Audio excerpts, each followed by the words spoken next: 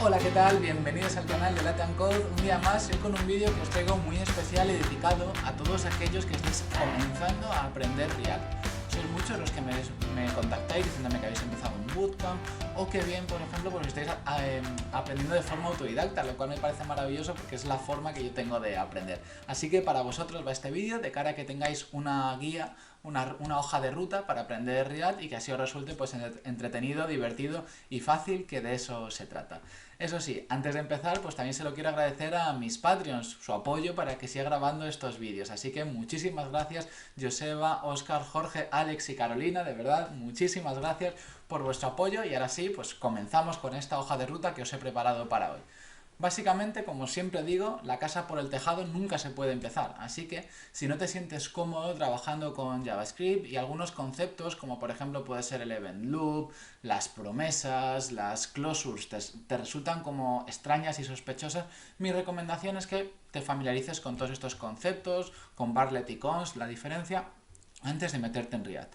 Lo bonito de React es que es una librería muy basada en JavaScript, a diferencia de otros frameworks como puede ser Angular. Y por tanto, a la vez que aprendemos React, pues vamos a necesitar muchísimos conceptos de JavaScript. Por tanto, cuanto más cómodos nos sintamos con el lenguaje, mucho más fácil nos va a resultar trabajar con esta fantástica librería que es React. Así que, primer paso.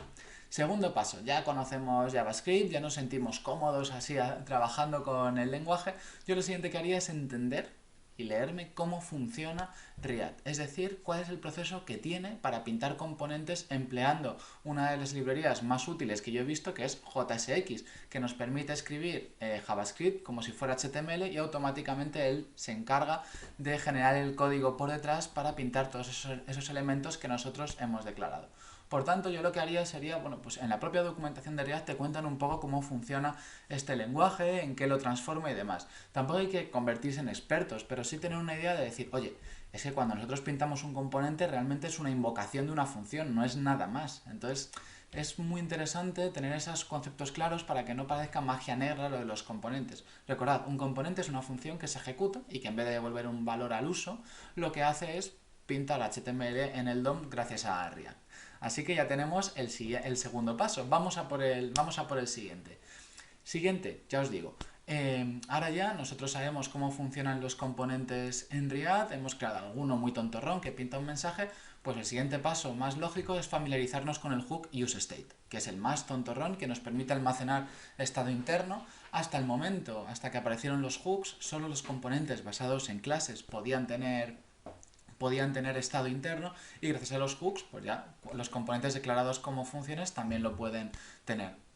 Entonces yo os animaría, bueno, pues a entender cómo funciona el hook useState, que tiene muy poca miga, simplemente almacena un estado interno, nos da una función y cada vez que nosotros actualizamos el estado interno por medio de esa función, React vuelve a pintar el componente, es decir, vuelve a ejecutar la función con el nuevo valor que tiene el estado. Muy facilito de entender.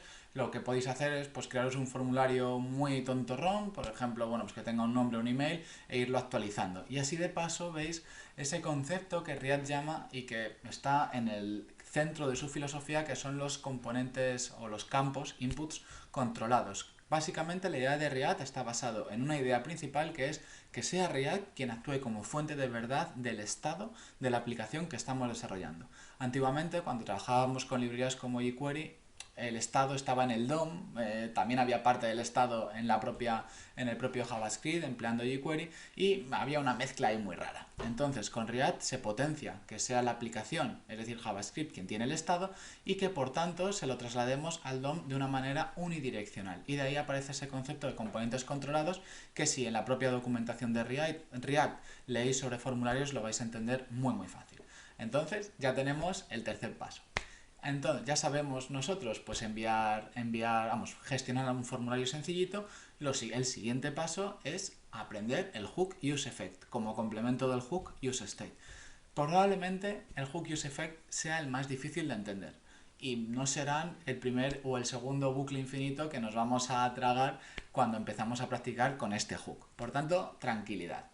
Eso sí, lo único que hay que entender es que un efecto es una función que React va a ejecutar después de que ha renderizado el componente, siempre después, ¿vale? Esto tenedlo claro, es decir, los efectos se ejecutan después del renderizado.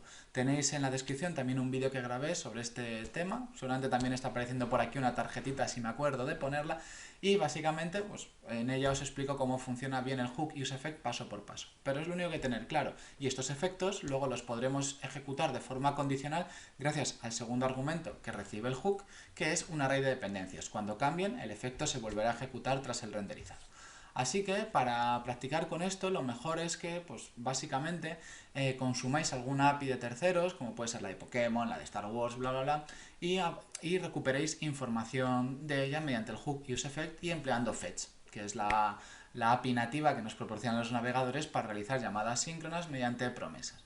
Entonces con eso pues podéis consumir, os dejaré también en la descripción algunas APIs para practicar. A mí me gusta mucho la de res.io, básicamente te da una API gratuita de usuarios y los puedes consumir, tiene paginación, todo gratis, así que es siempre la que yo recomiendo. Y pues con eso ya tendríamos dominado el hook useState, el hook useEffect. ¿Cuál es el siguiente paso, Gerardo? Pues el siguiente paso es meter rutas. Hasta ahora solo podríamos hacer una SPA, es decir, una aplicación de una sola página. Y bueno, le queremos meter de vez en cuando un poquito más de chicha. Por tanto, llega el momento de practicar con React Router DOM. Básicamente, React Router DOM nos proporciona una librería para meter navegación y que podamos ir navegando como si fuera una aplicación web normal.